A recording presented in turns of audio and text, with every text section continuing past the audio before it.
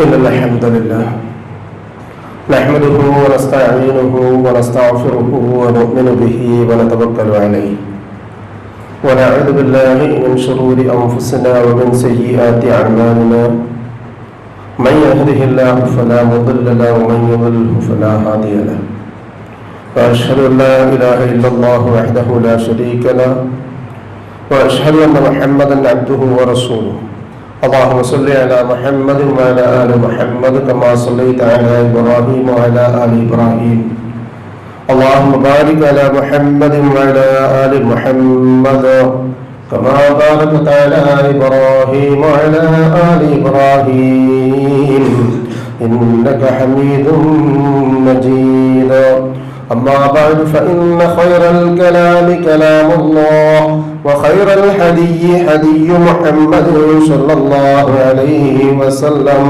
وشر الأمور محدثاتها وكل محدثة بدعة وكل بدعة ضلالة وكل ضلالة في النار أيها الإخوان والأخوات اتقوا الله حق تقاته ولا تموتن إلا وأنتم مسلمون أعوذ بالله من الشيطان الرجيم بسم الله الرحمن الرحيم لكن الذين اتقوا ربهم لهم غرف من فوقها غرف مبنية تجري من تحتها الأنهار وعد الله لا يخلف الميعاد.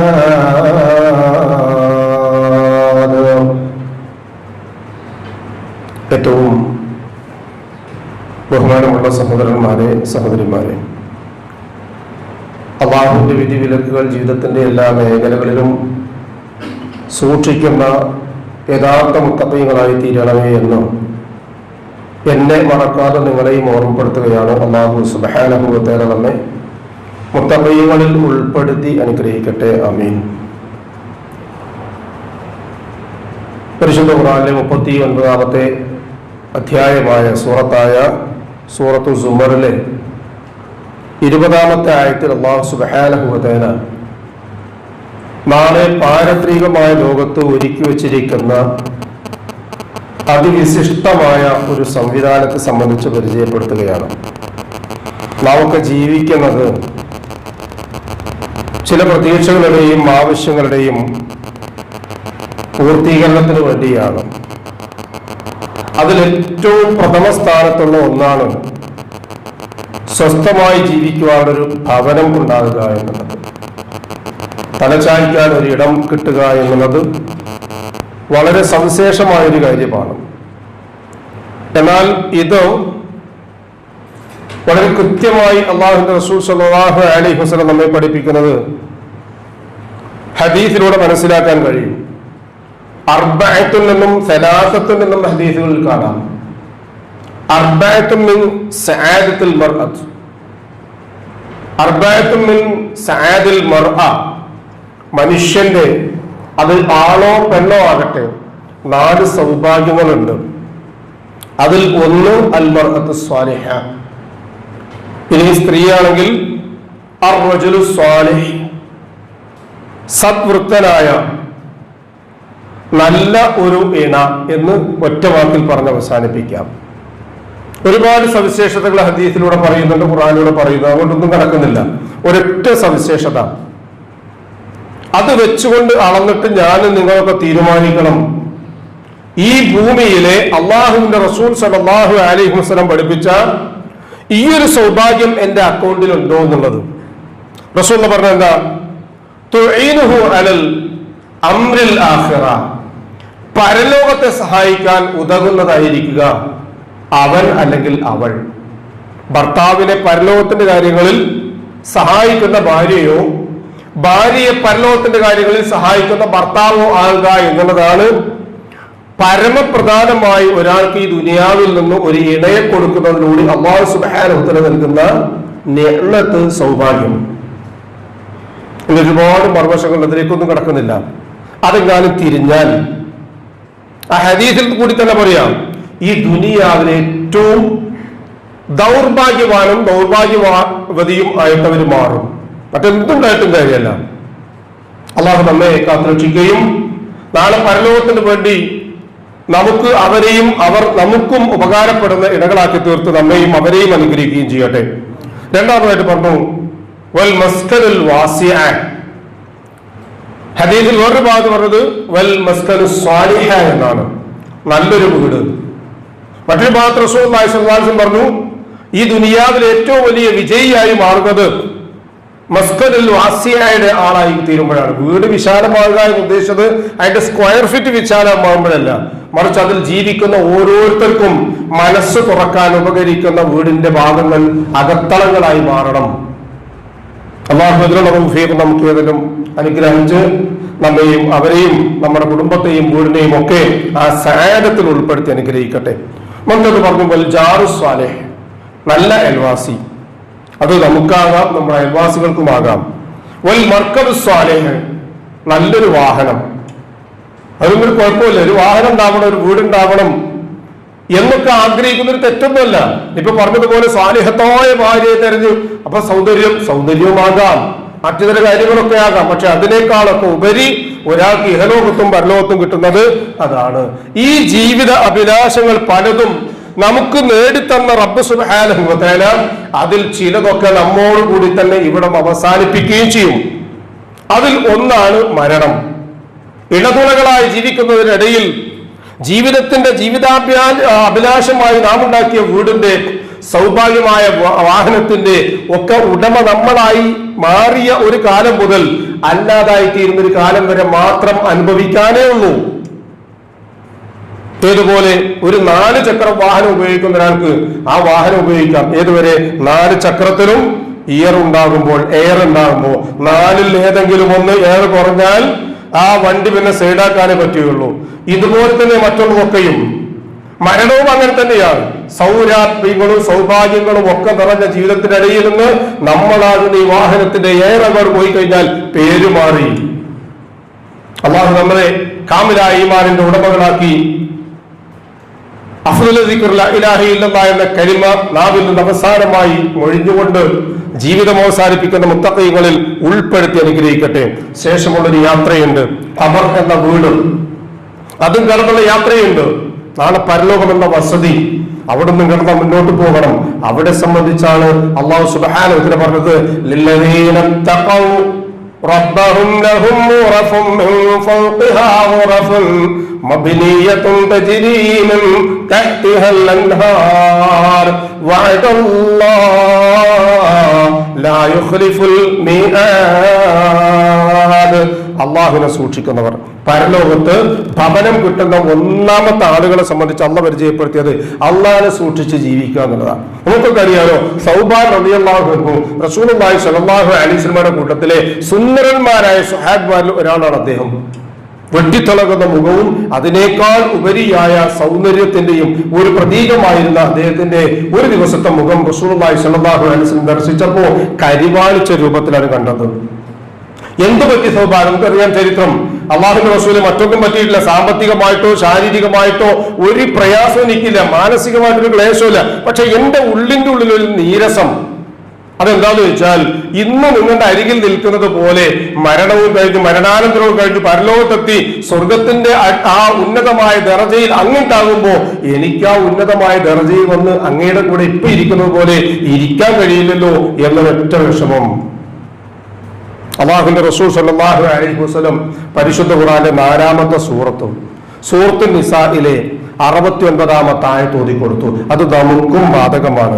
വമൻ യുതിഇല്ലാഹ വർ-റസൂൽ ഫഉലൈക മഅല്ലദീന അൻഅമല്ലാഹു അലൈഹിം മിനൻ നബിയ്യീന വസ്സിദ്ദീഖീൻ വശുഹദാഇ വസ്സാലിഹീൻ വഹസുന ഉലൈക റഫീഖാ. സൗബാൻ റളിയല്ലാഹു അൻഹു ഓതിക്കൊടുത്ത അതേ റസൂൽ സ്വല്ലല്ലാഹു അലൈഹി വസല്ലം വഫാത്താകുന്നതിന്റെ തൊട്ട് മുൻപ് പൂർണ്ണമായിട്ടും ഓതിയ ഒരായത്ത് കൂടിയായിരുന്നു.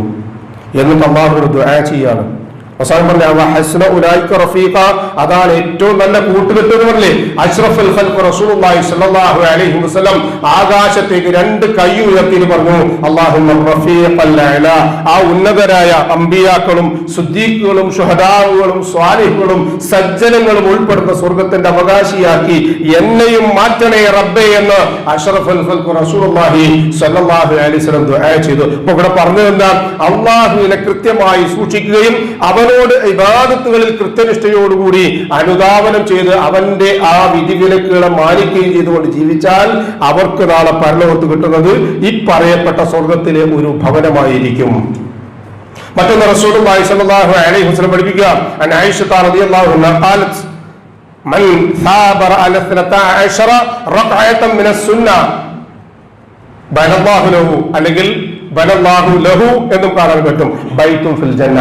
ഏതെങ്കിലും ഒരാൾ ഒരു ദിവസത്തിലെ 12 റക്അത്തുകൾ വിടാതെ ഇടതടവില്ലാതെ അനുഷ്ഠിക്കുന്നുവെങ്കിൽ അല്ലാഹു സുബ്ഹാനഹു വ തആല നേരത്തെ പറഞ്ഞ സ്വർഗത്തിന്റെ നടുത്തളത്തിൽ ഒരു ഭവനം അയാൾക്ക് വേണ്ടി ഒരുക്കി വെച്ചിരിക്കുന്നു.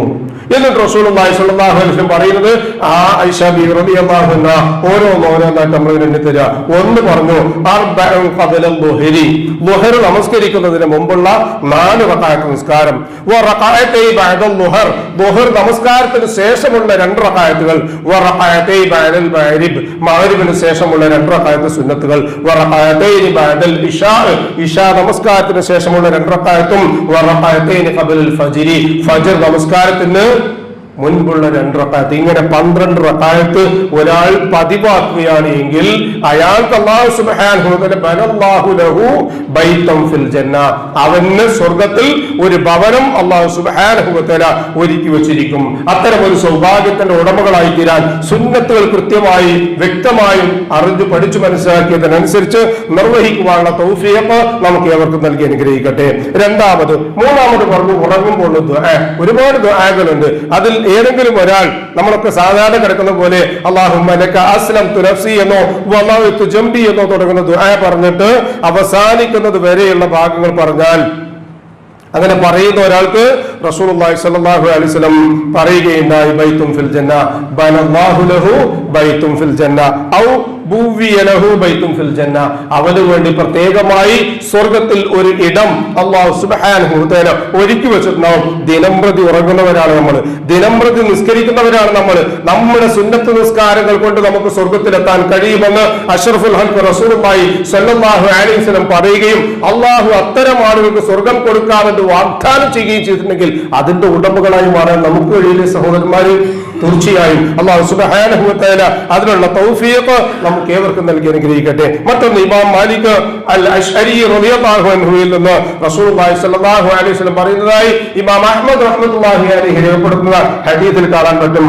അദ്ദേഹം പറഞ്ഞു, ഖാല റസൂലുള്ളാഹി സ്വല്ലല്ലാഹു അലൈഹി വസല്ലം ഇന്ന ഫിൽ ജന്നതി ഉർഫത്തുൻ, സ്വർഗ്ഗത്തിൽ ചില മാളികകളുണ്ട്, യുറാ വാഹിറുഹു മിൻ ബാത്തിനിഹാ വ ബാത്തിനുഹാ മിൻ വാഹിരിഹാ, അകത്തു നോക്കിയാൽ പുറവും പുറത്തു നോക്കിയാൽ അകവും കാണുന്ന അത്രയും വ്യക്തവും കൃത്യവുമായ ഭംഗിയും അഴകുമുള്ള മുത്തും പവിഴങ്ങളും കൊണ്ട് പ്രത്യേകമായി സൃഷ്ടിക്കപ്പെട്ടിട്ടുള്ളതാണ് അത്. അല്ലാഹു സുബ്ഹാനഹു വ തആല അത് പ്രത്യേകമായി തയ്യാർ ചെയ്തിട്ടുണ്ട് ലിമൻ, ഒരുത്തന്. ഇനി പറയുന്ന 4 വിഭാഗങ്ങളിൽ ഏതിലാണ് നമ്മൾക്ക് ഉൾപ്പെടാൻ കഴിയുക എന്നുള്ളത് ഞാനും നിങ്ങളും ഒക്കെ ഇപ്പൊ തന്നെ കുറിച്ചു വെച്ച് ആ സ്വർഗത്തിന്റെ ഉടമകളായി തീരാനുള്ള തൗഫീഖിന് വേണ്ടി പ്രയത്നിക്കുക. അള്ളാഹുവിനുള്ള തൗഫീഖ് നൽകി അനുഗ്രഹിക്കട്ടെ. ഒന്ന് പറഞ്ഞു, ഒരു നേരത്തെ ഭക്ഷണം കൊടുക്കാൻ. അതാ കഴിയാത്തത്.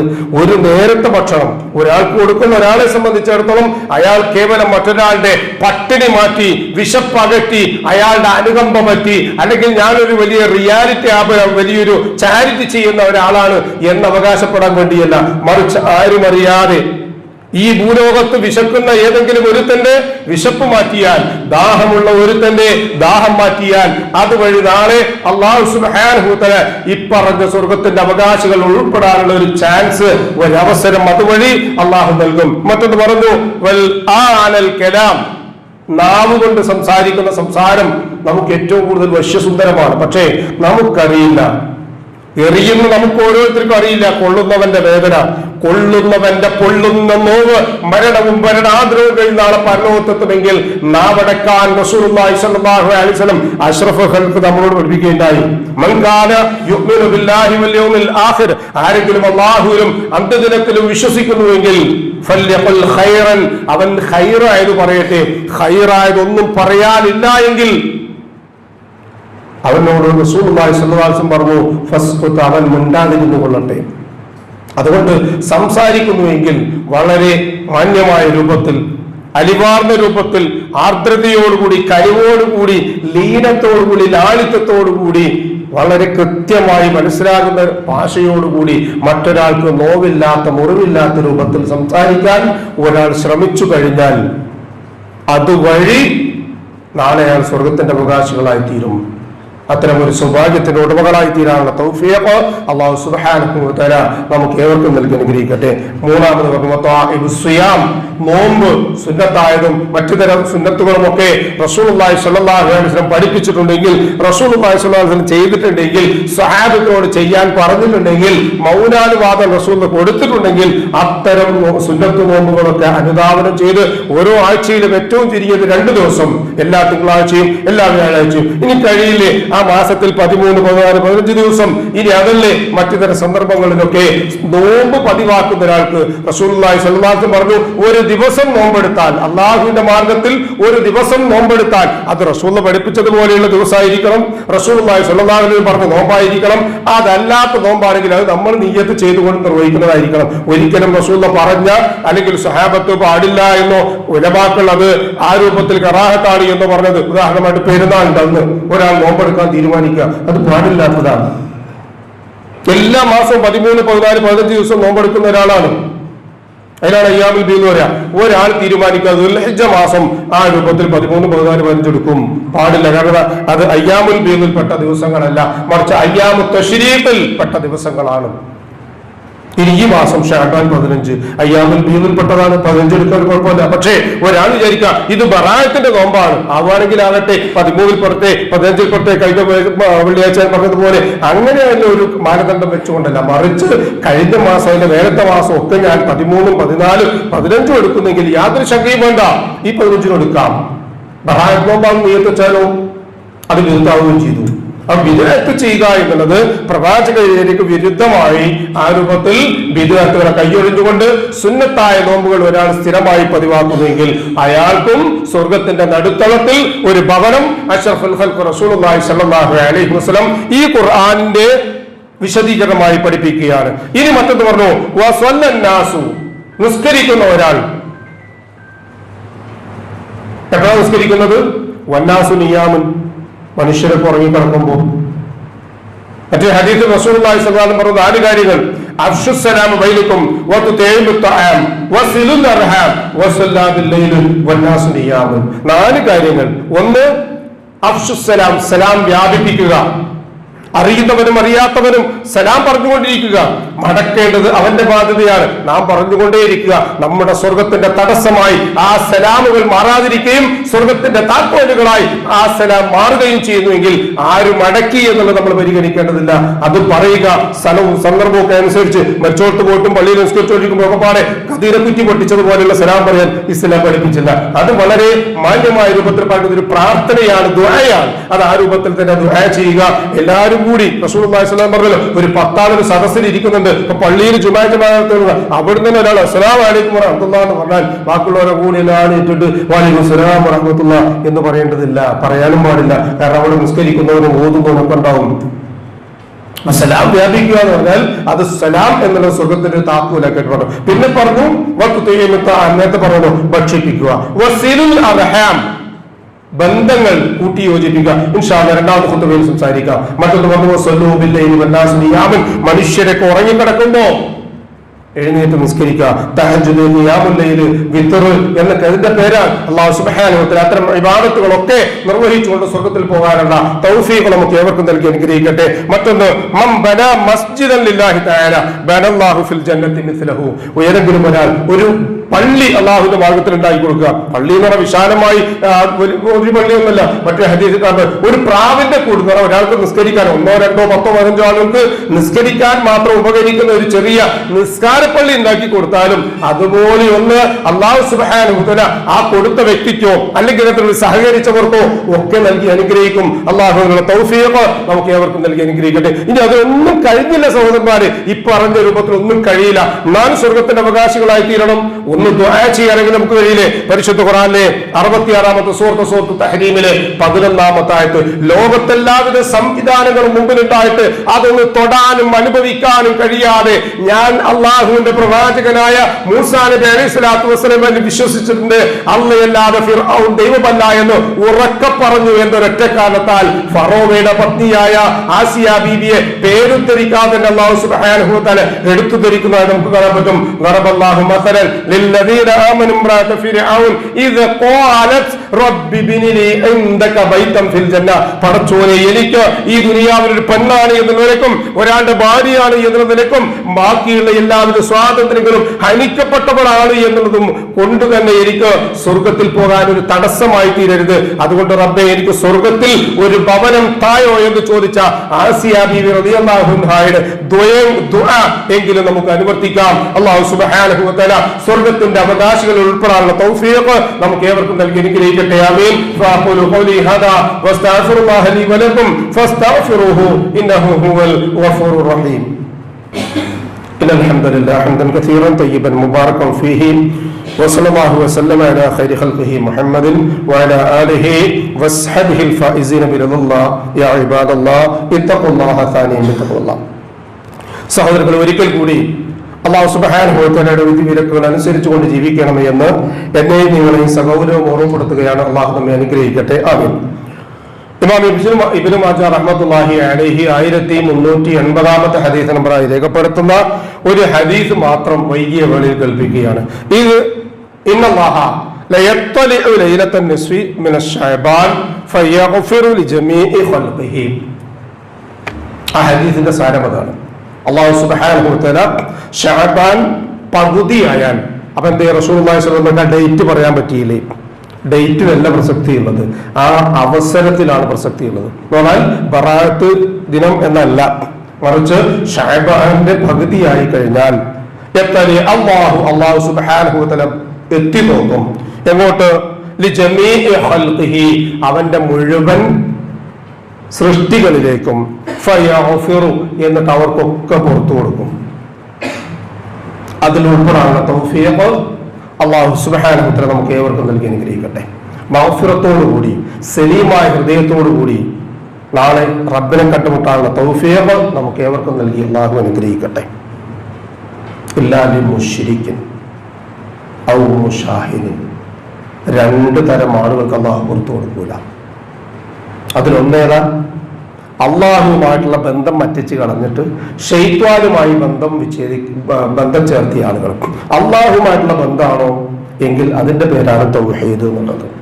അള്ളാഹു അല്ലാത്ത മറ്റൊരാൾക്കും നേർച്ചയോ വഴിപാടോ ദുആയോ അർപ്പിക്കാത്ത, അള്ളാഹു അല്ലാത്തവർക്ക് വേണ്ടി ബലിയെടുക്കാത്ത, നേർച്ചകളില്ലാത്ത, വിളിച്ചു പ്രാർത്ഥിക്കാത്ത പ്യുവർ മുവഹിദുകൾ എന്നാണ് ഇതിനെപ്പറ്റി പറയാം. ലാ ഇലാഹ ഇല്ലല്ലാഹ്, ജീവിതത്തിൽ ഒരിക്കൽ പോലും ശിർക്ക് ചെയ്യാത്തവരെന്ന ഒരു ആയന അതിനില്ല. മറിച്ച് ഒരു പക്ഷെ അറിവില്ലായ്മ കൊണ്ട്, അബദ്ധം കൊണ്ട്, അതിന്റെ ഗൗരവം അറിയാത്തത് കൊണ്ട്, ജീവിക്കുന്ന സാഹചര്യങ്ങളും ചുറ്റുപാടുകളും അങ്ങനെ ആയിക്കൊണ്ട് അതാണ് ശരിയെന്ന് മനസ്സിലാക്കിക്കൊണ്ടൊക്കെ അത് ചെയ്തു പോയ ആളുകളുണ്ടാവും.